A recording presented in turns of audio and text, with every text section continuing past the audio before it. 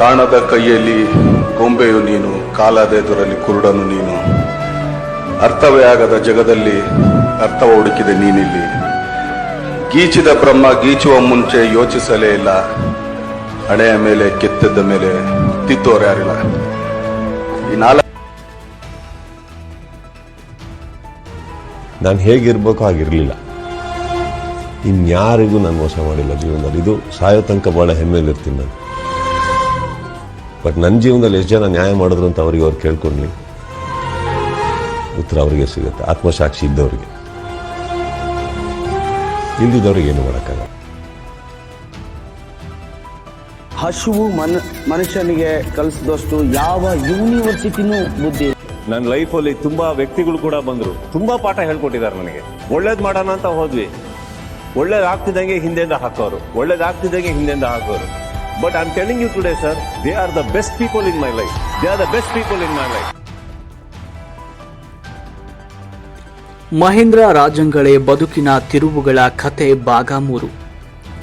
Doctor Vishnuvardhan ಅವರು ಹಾಡಿ ಅಭಿನಯಿಸಿದ ಜಿಮ್ಮಿಗಲ್ಲು ಚಿತ್ರದ ಹಾಡು ತುತ್ತು ಅನ್ನ ತಿನ್ನೋಕೆ, ಬೊಗಸೆ ನೀರು ಕುಡಿಯೋಕೆ, ಅಂಗೈ ಅಗಲ ಜಾಗ ಸಾಕು, ಹಾಯಾಗಿರೋಕೆ ಅನ್ನುವ ಹಾಡು ನನ್ನನ್ನು ಆಗಾಗ ಕಾಡುತ್ತಲೇ ಇರುತ್ತದೆ. ನನ್ನ ಬದುಕಿನ ಏಳು ಬೀಳಿನ ಕಥೆಯನ್ನ ನಿಮ್ಮ ಮುಂದೆ ಹೇಳಲು ಹೊರಟ್ರೆ ನಾನು ಕೆಲವರ ಪಾಲಿಗೆ ರಿಯಲ್ ಹೀರೋ ಅನ್ನಿಸಿಕೊಂಡರೂ ಕೂಡ ಬಹಳಷ್ಟು ಜನರು ನನ್ನನ್ನು ಕೆಟ್ಟವನೆಂದು ತಿಳಿದು ವಿಲನ್ ಅಂತ ಭಾವಿಸಿದ್ದೇ ಹೆಚ್ಚು. ಬಾಲ್ಯದಲ್ಲಿ ಅನುಭವಿಸಿದ ಹಸಿವಿನ ಯಾತನೆ ಕೆಳವರ್ಗದಲ್ಲಿ ಜನಿಸಿದೆ ಅನ್ನುವ ಕಾರಣಕ್ಕೆ ದೊಡ್ಡವರು ಅನ್ನಿಸಿಕೊಂಡವರು ಆಡಿದ ಉಡಾಪೆಯ ಮಾತುಗಳು, ಗ್ಯಾರೇಜ್ ಮೆಕ್ಯಾನಿಕ್ ಆಗಿ ಕೆಲಸ ಮಾಡುವಾಗ ಉಳ್ಳವರು ತರ್ತಾ ಇದ್ದ 1,00,000 ಮೀರಿಸುವ ಮತ್ತು ಐಷಾರಾಮಿ ಬೈಕುಗಳು ನನ್ನ ಬಡತನ ಮತ್ತು ದಯನೀಯ ಸ್ಥಿತಿಯನ್ನ ಆಗಾಗ ಹಂಗಿಸುತ್ತಲೇ ಇತ್ತು. ನನ್ನ ಜೊತೆಗೆ ಯಾರೂ ಇಲ್ಲದೆ ಇದ್ದಾಗಲೂ ಅನಾಥರಿಗೆ ದೇವರಿದ್ದಾನೆ ಅಂತ ಭಾವಿಸಿಕೊಂಡು ಬದುಕಿದ ನನ್ನ ಬದುಕಿನ ಪುಟಗಳನ್ನು ನಿಮ್ಮ ಮುಂದೆ ತೆರೆದಿಡುವ ಸಣ್ಣ ಪ್ರಯತ್ನವಷ್ಟೇ ನನ್ನ ಬದುಕಿನ ಕುರಿತಾದ ಈ ಎಪಿಸೋಡ್ಗಳು ಅಂತ ನೀವೆಲ್ಲ ಭಾವಿಸಿದ್ರೂ ಪರವಾಗಿಲ್ಲ.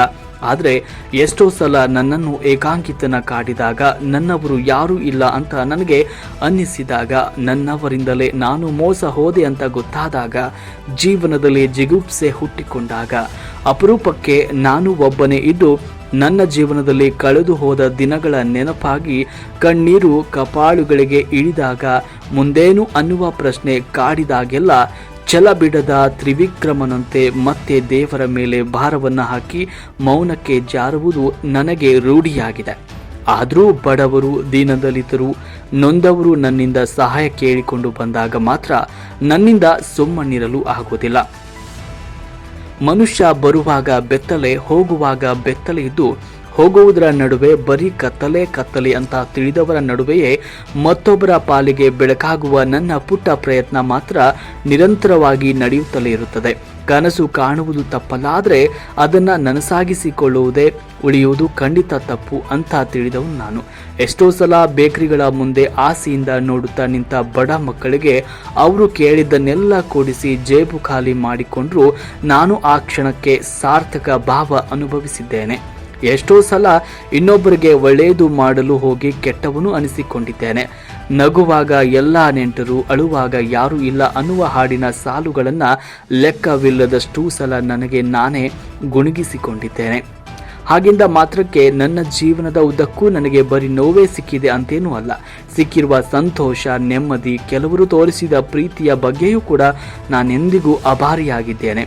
ಬದುಕಿನಲ್ಲಿ ಒಂಟಿತನ ಕಾಡಿದಾಗೆಲ್ಲ ಚಲ್ ಅಖೇಲಾ ಚಲ್ ಅಖೇಲಾ ಚಲ್ ಅಖೇಲಾ, ತೇರಾ ಮೇಲಾ ಪೀಚೆ ಚೋಟಾ ರಾಹಿ ಚಲ್ ಅಖೇಲಾ ಅನ್ನುತ್ತಲೇ ಬದುಕಿನ ಹೆಜ್ಜೆಗಳನ್ನು ಇಟ್ಟ ಬಗ್ಗೆ ಮುಂದಿನ ಸಂಚಿಕೆಯಲ್ಲಿ ಮತ್ತೆ ಹಂಚಿಕೊಳ್ಳುವೆ. ಅಲ್ಲಿಯವರೆಗೂ ನಮಸ್ಕಾರ.